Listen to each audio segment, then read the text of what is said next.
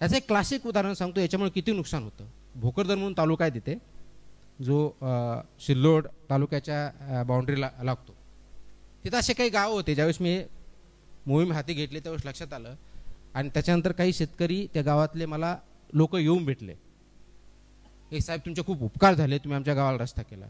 म्हणलं मी काही उपकार वगैरे काही केले नाही, हे आपल्या सर्वांची जबाबदारी आहे, आणि जे रस्ता केलेला आहे तो टिकून पुढे न्यायचा नाही. मग त्यासाठी म्हणत नाही. म्हणजे कशासाठी म्हणता? तर आमचं असं गाव आहे, गावाला रस्ता नसल्यामुळं दोन गोष्टीचे परिणाम. आता पावसाळ्यामध्ये ज्या ठिकाणी शाळा आहे त्या ठिकाणी आमचे मुलं शाळेत जाऊ शकत नाहीत, म्हणून शिक्षणाचं नुकसान होतं, मुलांचं नुकसान होतं, पिढ्याने पिढ्या बर्बाद होतात. नंबर एक. आणि दुसरं महत्त्वाचं म्हणजे आमच्या गावामध्ये मुलीचे लग्न होत नाही. यासाठी होत नाही की गावात जायला रस्ताच नसतो, म्हणून आमच्या गावातल्या मुली घराला कोणी तयार होत नाही. म्हणजे बघताना तुम्हाला कदाचित हा विषय वाटेल की हा साधा रस्ता आहे, तो फक्त शेतीचा आहे. फक्त शेताचा इश्यू नाही आहे हा, तिथल्या जीवनमानचा विषय. त्याच्यावरती तुमचं शिक्षण अवलंबून आहे,